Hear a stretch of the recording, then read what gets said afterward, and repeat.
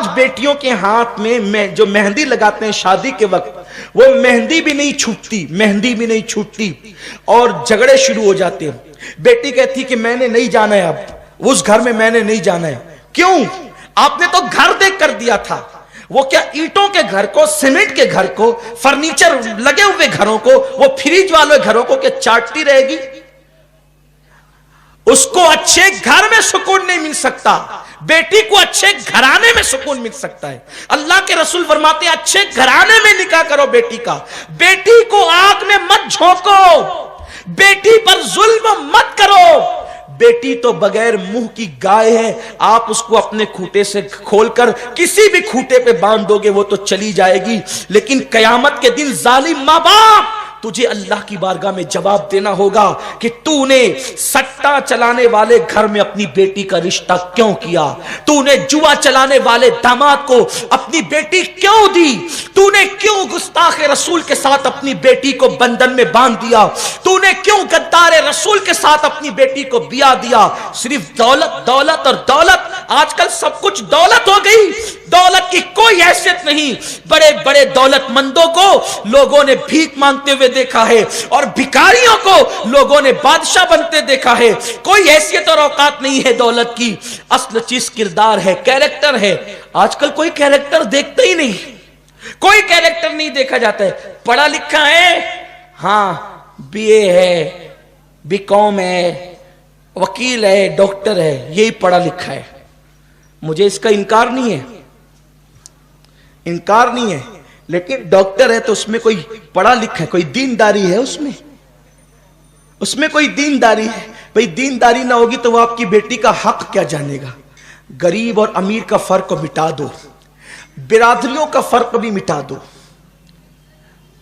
کلکم من آدم و آدم من تراب، تم سب آدم سے پیدا کیے گئے اور آدم کو مٹی سے پیدا کیا ہے۔ کوئی اونچی برادری نہیں، کوئی نیچی برادری نہیں، ہم سب برابر ہیں۔ انما المؤمنون اخوہ، تمام مومن آپس میں بھائی بھائی ہیں۔ آپ سے کہنا چاہتا ہوں حضور کے خاندان سے بڑا بھی کسی کا خاندان تھا، لیکن حضور علیہ السلام نے ہوئی، جناب ہوئی کی بیٹی سے جو ہے وہ نکاح فرمایا، اور اس بیٹی کا نام ہے صفیہ بنت ہوئی۔ جب جناب صفیہ سے کبھی کبھی کوئی مخاصمت بظاہر ہو جاتی تو ایک دن جناب عائشہ اور جناب حفصہ نے کہا چپ صفیہ، تو یہودی گھرانے کی بیٹی ہے۔ اب یہودیوں کو اچھا نہیں سمجھا جاتا تھا اس دور میں، لیکن یہ دونوں شہزادیاں تھیں۔ ایک جناب فاروق اعظم کی بیٹی تھی اما جان حفصہ، امی حفصہ، اور امی عائشہ صدیق اکبر کی بیٹی تھی، اعلیٰ گھرانے کی تھی، قریشی تھی، قریش کے سے تعلق رکھتی تھی یہ دونوں۔ تو کہا کہ چپ، تو یہودی کی اولاد ہے۔ رونے لگی، مجھے یہودی کی بیٹی کا، اور تھی بھی یہودی کی بیٹی، لیکن قربان جائے۔ دیکھو نبی نے برادریوں کو کس اینگل سے دیکھا۔ اصل میں آدمی کی سوچ اونچی ہوتی ہے نا، تو پھر وہ اسی اینگل سے لوگوں کو دیکھتا ہے۔ دیکھنے کا انداز کیا ہونا چاہیے؟ جب یہودی کی بیٹی کہا گیا جناب صفیہ کو، یہ رونے لگی، حضور نے کہا صفیہ کیوں رو رہی ہو؟ تو جناب صفیہ نے کہا دونوں شہزادیاں جو ہے صدیق کی اور فاروق کی شہزادیوں نے مجھے یہودی کی بیٹی کہا ہے۔ حضور نے فرمایا اس میں رونے کی کیا بات ہے؟ تم یہ کہو نا کہ میں تو موسیٰ اور ہارون کی بیٹی ہوں، میرے باپ دادا موسیٰ اور ہارون تھے، پیغمبر کی اولاد ہوں میں، مجھے رونے کی کیا ضرورت ہے؟ تو اب ہم سب، کوئی کسی علاقے کا ہو، خطے کا ہو، قبیلے کا ہو، برادری کا ہو، ہم سب آدم کی اولاد ہیں، اس میں کوئی اختلاف نہیں، اور ہم نبی کی اولاد ہیں۔ ہمارا باپ آدم نبی ہے الحمدللہ، اور ایک نبی نہیں بلکہ ہم دو نبی کی اولاد ہے، ایک تو حضرت آدم اور ایک حضرت نوح علیہ السلام۔ پھر بعد میں کوئی اور خوش نصیب ہو تو وہ اولاد ابراہیم میں ہے، اور خوش نصیب ہو تو اولاد اسماعیل میں ہے، اور خوش نصیب ہو سادات میں ہو تو پھر وہ اولاد محمد میں ہے، روح فدا صلی اللہ علیہ وسلم۔ لیکن یہ بات ہے دیکھنے کا انداز بدلو، اچھا گھرانہ، نیک لڑکوں کو ڈھونڈو، کردار، اور جب ہم نیکوں سے شادی کرنا شروع کریں گے تو خائی نہ خائی لڑکے نیک بنیں گے۔ آج بات ختم کرتے ہوئے، آج ہمارے لڑکے اسمارٹ کیوں بنتے ہیں؟ اسمارٹ تو کوئی ہوتا ہی نہیں ہے، کہنے کو اسمارٹ ہے، کوئی اسمارٹ نہیں ہے۔ وہ بال کٹائیں گے ایسے گدھوں کی طرح، اور جو ہے وہ اونٹوں کی طرح۔ ہنسنے کی بات نہیں ہے، ادھر کچھ اوپر کچھ، وہ چپکلی کوئی بنا رہا ہے، کوئی کوا بنا رہا ہے، کوئی بچھو بنا رہا ہے، ایک ایک کٹنگ پر جو ہے 500-500 ہزار روپے خرچ کر رہے ہیں۔ یہ عرب میں ایسے اونٹ ہوتے تھے. اللہ کے رسول علیہ السلام فرماتے ہیں قیامت کی نشانیوں میں سے ایک نشانی ہے کہ لوگ اونٹوں کی طرح جو ہے وہ اپنے بال رکھیں گے. یہ ہے اسلام نے اس کو برا سمجھا ہے.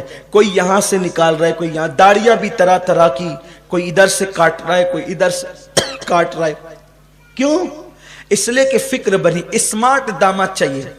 وہ ننگا نواب اور قلعے پہ گھر, آتا جاتا کچھ نہیں, نہ کوئی کاروبار ہے اس کا, نہ اس کے اندر کمانے کا کوئی جذبہ ہے, نہ اس کے اندر جو ہے وہ اخلاق ہے, نہ کردار ہے, نہ سلام نہ کلام, کچھ نہیں. جوتے اچھے پہنے, انگ کرے, ٹی شرٹ پہنے, جنس تنگ سی پہنے جس سے جسم کے سارے نشیب و فراز ظاہر ہو, یہ ہے اسمارٹ. نہیں, یہ اسمارٹ نہیں ہے.